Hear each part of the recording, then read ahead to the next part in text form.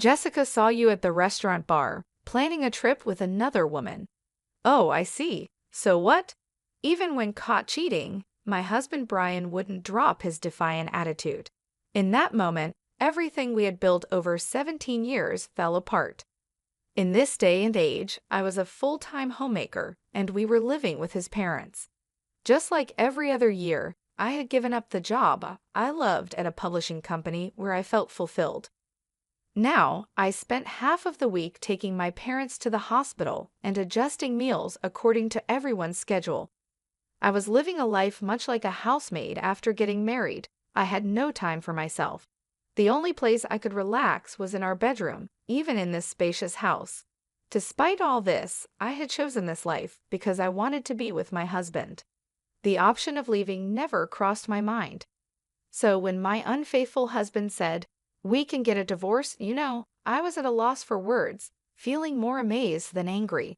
This is the story of me, Nicole Richie, turning 45 this year, leaving my husband Brian, with whom I lived for 17 years, and starting my life from scratch. It all started 3 months ago on the 23rd. That day was payday for him, who worked at an electronics manufacturer. Usually, his salary would be deposited into our joint account.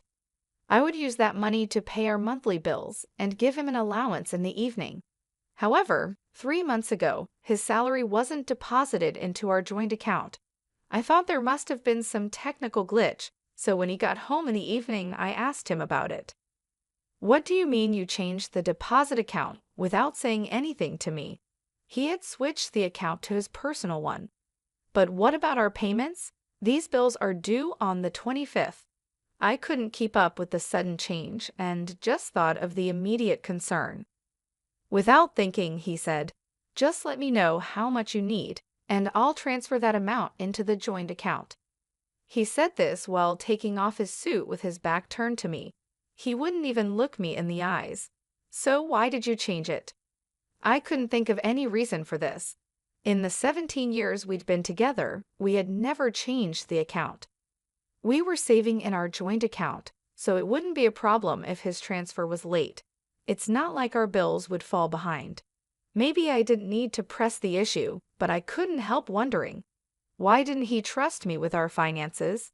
Did I do something wrong?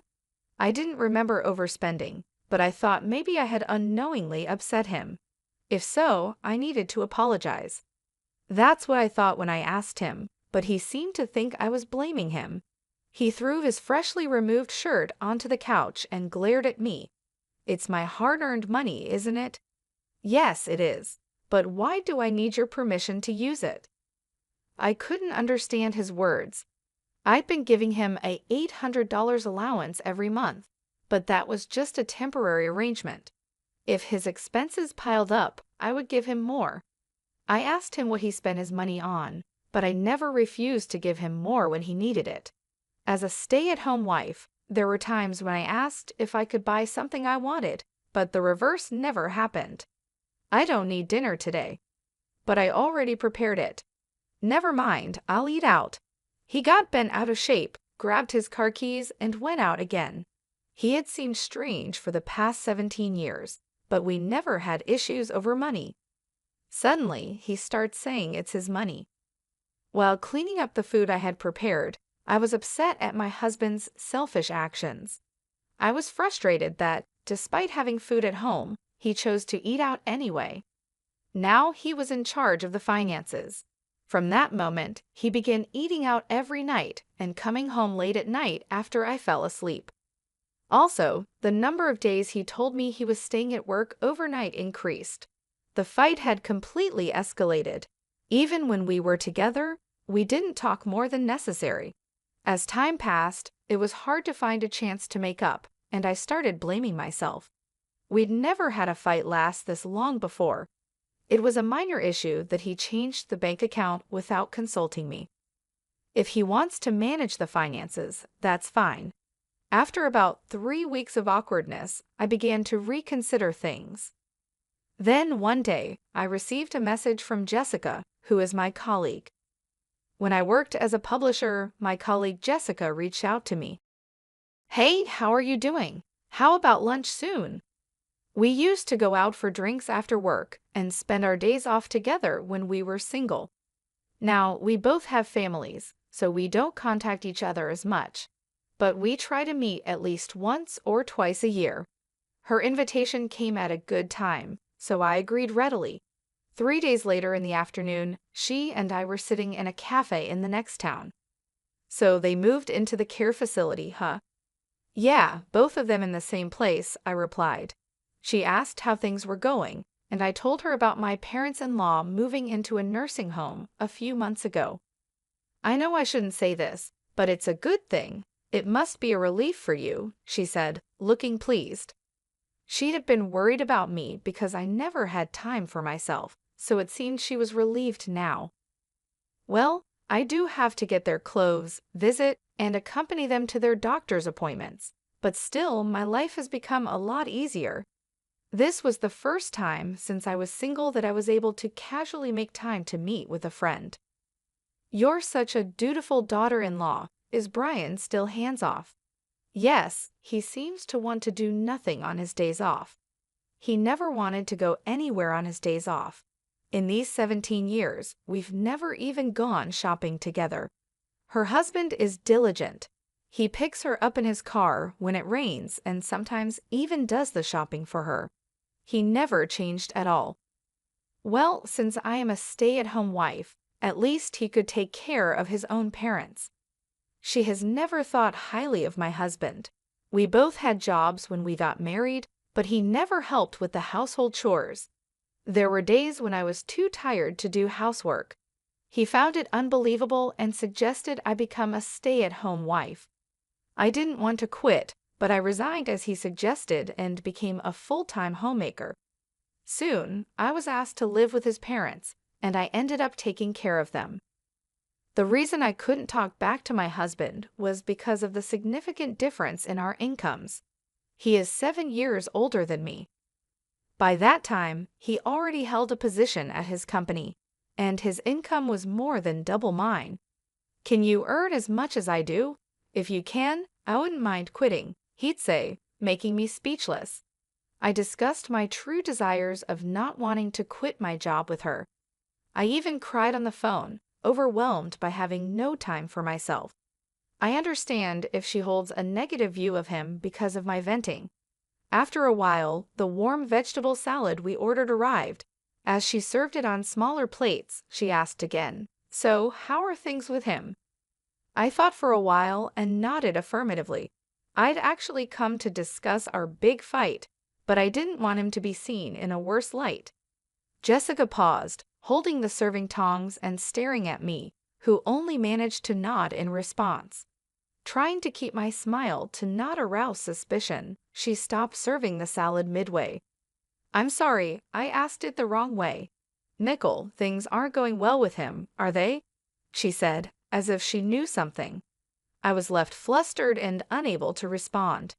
She started talking about something that had happened a few days ago.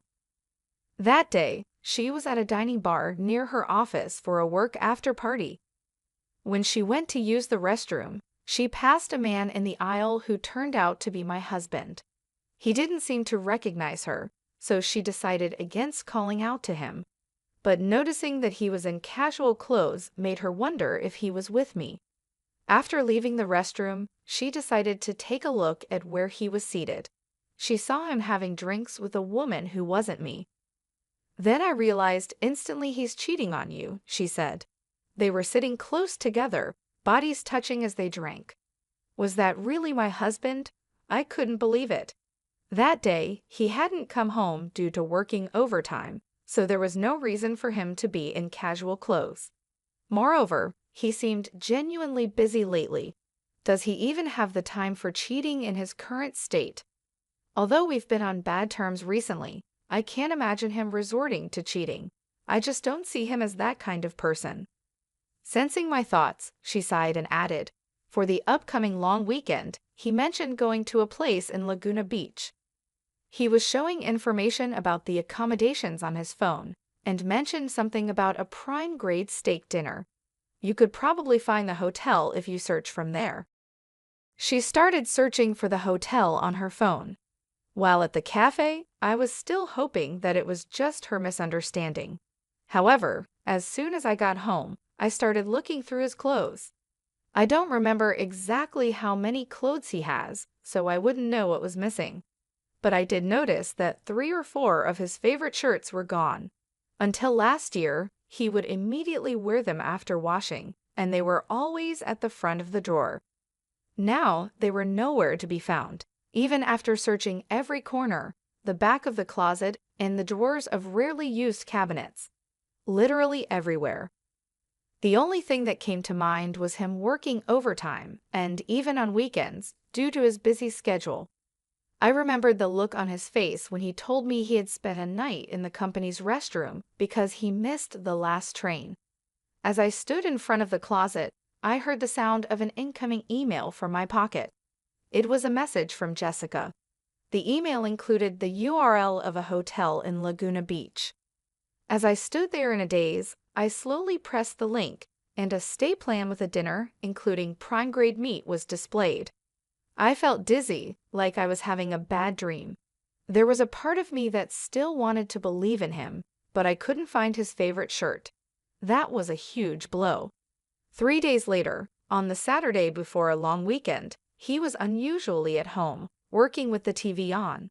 I placed a cup of coffee near his computer and casually asked, I haven't seen you wearing your favorite t-shirt this year. Even though he hadn't taken his eyes off the display, when I put down his drink, the sound of him typing on the keyboard suddenly stopped at my question. Then he said, "Yeah, I'll wear it sometime," making a point of looking at me as he responded. That was unusual. For the past month since that payday, he had been distant, but now, when asked about his shirt, he was making eye contact. I looked for it, but I couldn't find it, I added. He replied, "Isn't it somewhere?" and then looked away, returning to his computer. Seeing his reaction, I couldn't help but feel suspicious. Despite saying his favorite shirt was missing, he showed no signs of being troubled. Normally, in this kind of situation, he would pretend to be upset just to make a point that I hadn't taken care of it properly, even if he really didn't need it. Last year, he kept complaining just because it hadn't dried due to the rain. Every bit of change made everything seem suspicious. When it comes to this, I can't control myself.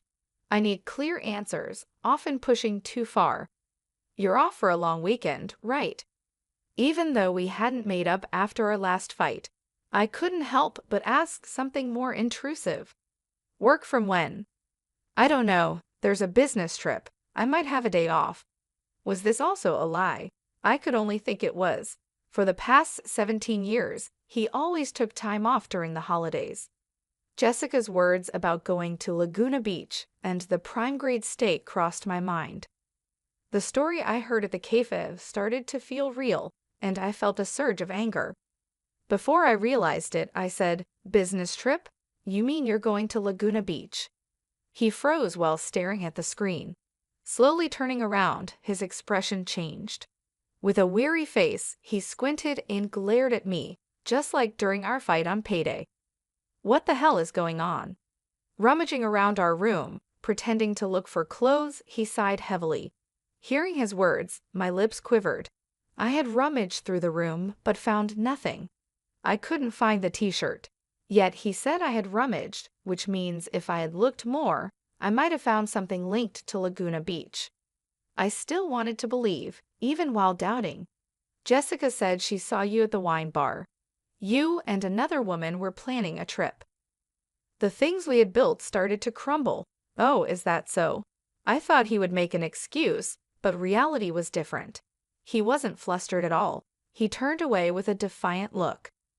"So what's the point?" he questioned. What did he want to hear? When I became speechless out of disbelief, he piled on words. "Who do you think you are? I'm working hard to earn money so a stay-at-home wife can live comfortably." He yelled loudly, and my head started to ache. I placed a hand on my forehead and took a deep breath. "I'm okay with getting a divorce, he uttered. For the past 17 years, no matter what happened, no matter how hard it was, I had tried not to think about it. I was disappointed that he could say it without hesitation. From that day, he continued to ignore me.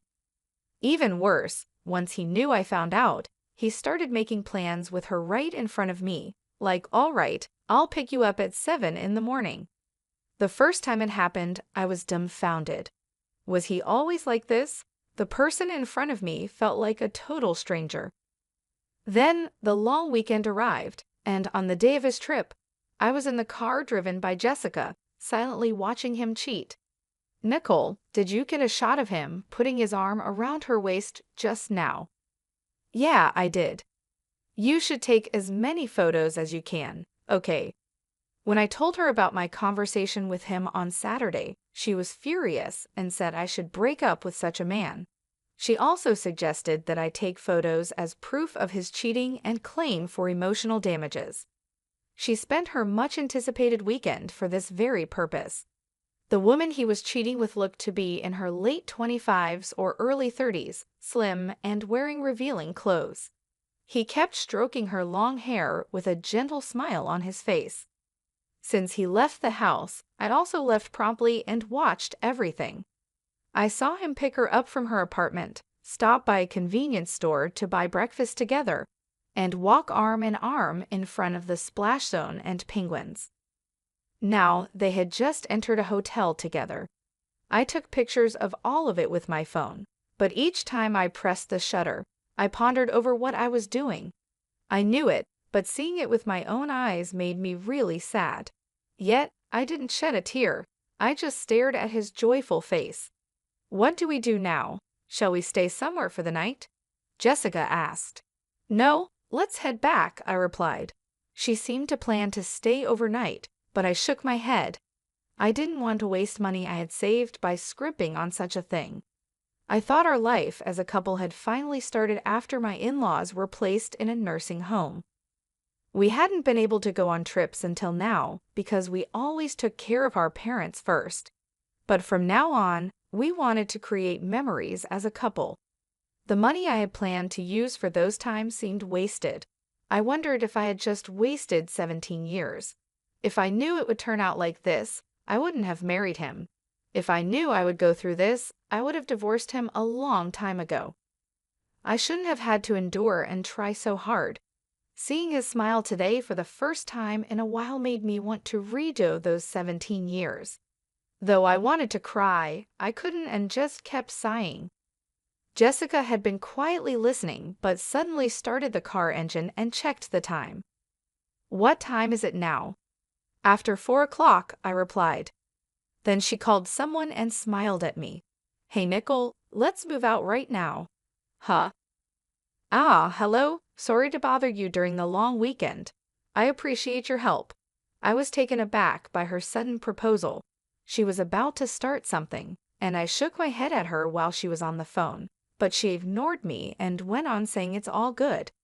From that moment, Jessica was very energetic. While driving, she called various places on her car's navigation system and gathered people to come to my house. About 5 hours later, we got home in the evening. In just 2 hours, all my belongings in the house were packed into cardboard boxes. It was literally unbelievable. "I didn't want to talk about work since you didn't want to quit, Nicole, but I've transferred from a fashion magazine and now am the editor-in-chief of a local magazine." In the car, she made various calls to the moving company, a real estate agency, and also to a lawyer who knows Brian. She had expertly adjusted the schedule so that the service people's visiting times did not clash. I moved according to her instructions. Minute by minute, I packed only my valuables into a box, and the rest were done by the movers. The real estate agent introduced me to a house that could be moved into within a few days. For the time being, my belongings were sent to her house, and I ended up staying with her for a few days. After the truck packed with my things left, a lawyer visited me. They gave me advice about things like claiming alimony after divorce, guiding me towards a method that would be the least burdensome. I was amazed at how much could be done in just a few hours. I knew she was a very active person from when we used to work together, but her ability struck me as incredible. However, Looking around the room that was now half empty, anxiety slowly began to creep in. He's definitely going to be mad. The cost of moving was surprisingly low. The studio apartment was affordable, and even the consultation with the lawyer was free. Yet, it was still costing money. I made these moves without telling him, so I'm sure he'll be furious when he gets back from his trip. As I felt our relationship falling apart, I became depressed. Jessica slapped my back and said, "Hey, being a homemaker is a respectable job too. The money you've saved from being frugal is also yours. Plus, it's his fault. He said he'd transfer the necessary money, right? So let's have him pay even for the cost of living on your own." After being strongly persuaded by her, I took one last look around the house. I remembered how hard it was to rearrange things in the early days. Now I realized I had put my toner on the bathroom vanity without hesitation, and the shoe rack was filled with my shoes. I had always seen myself as a maid, but maybe I had actually become part of the family. Imprinting the image of the home I had lived in for 17 years in my mind, I nodded vigorously at her. Then, on the last day of the long weekend, I left the house I had shared with him. I was still staying at Jessica's place when he called. I picked up with a trembling hand. "Where are you?" he asked with a grumpy voice. Without answering his question, I said the words Jessica and I had decided on beforehand. "You said you were okay with a divorce, right? And that you would transfer the necessary money. I am divorcing you. Please provide for the cost of me living alone." "What? Stop talking nonsense and come back." He seemed to think this was just a runaway. I cut off his voice and spoke my final words. "Please have your new partner take care of your parents from now on. Thank you for 17 years. While he was still talking, I hung up. He called back several times, but I didn't pick up. I felt guilty about ending things unilaterally like this, but looking back, I had always accepted his one-sided demands ever since we got married. So I tried to think it was fine, at least in this last moment. The following year was a whirlwind. I negotiated with him through a lawyer, and finally got a divorce with alimony and living expenses assured. I had no peace of mind until I found a job, but I've been working as an office clerk at a local factory and slowly buying what I need with my monthly salary. "Nicole, can you make the deadline this month?" "Yeah, I'll make it, but I think I'm going to barely make it by the deadline. I don't have time to chat on the phone." All right, I'll go now. You have your piece this month too." 5 months ago, Jessica, who manages our local magazine, added a new section about saving money. As a frugal person, I've been given the chance to write a couple of pages there every month. I had given up my dream to work in a publishing company, so her arrangements mean a lot to me now. I'm a writer, and I have 17 years of experience in budgeting as a homemaker, which I want to share wholeheartedly. I was able to make a fresh start, but then an unexpected call came in. "It's good to hear your voice sounding well." "Mother-in-law?" My mother-in-law called me from her nursing home. I had said my goodbyes to her before my divorce, but I hadn't contacted her since then, so I was surprised she called. After talking about my father-in-law's advanced dementia, she updated me on my ex-husband's situation. "What? He broke up?" "Yes, that's the case. He's foolish, isn't he? He was dumped before the divorce was finalized." "I see. Seems like his relationship with that woman has already ended." "Well, that's expected, isn't it? Any young girl would run if she had to deal with taking care of seniors." "So who is at the home now?" "Brian. He ended up leaving his big corporate job, but he's trying with his complaints. He's such a fool. He was able to work because of his wife supporting him behind. He still doesn't talk about his own infidelity. Nicole, breaking up with him was the right thing to do." My ex-husband hasn't changed, but it seems like he's struggling a bit. I found myself a bit relieved by hearing that. My usually stern mother-in-law chuckled and said, "Nicole, thank you. I was planning to ask you to try again with him when I called, but your voice sounds so lively, so I decided not to ask." In the roughly 17 years we lived together, I never had such a long conversation with my mother-in-law. Our relationship wasn't bad, but it wasn't good either. I listened to her voice, assuming this would be the last time I'd hear from her, and I savored every word. "It turned out for the best," she said sadly, and my tears welled up. "It's been a year since my divorce. Everything has been going well, and I've managed to make a fresh start. However, I've always felt a lingering sense of regret. It's because I felt like I had wasted 17 years of my life. But then, with this phone call, my mother-in-law said thank you, and that she had planned to ask me to try again with her son. There's no chance of getting back together with my ex-husband, but hearing that from his mother made me genuinely happy. It felt like a validation of what I had done for those 17 years. I will never forget this phone call from her. Those 17 years were not wasted because now I believe that.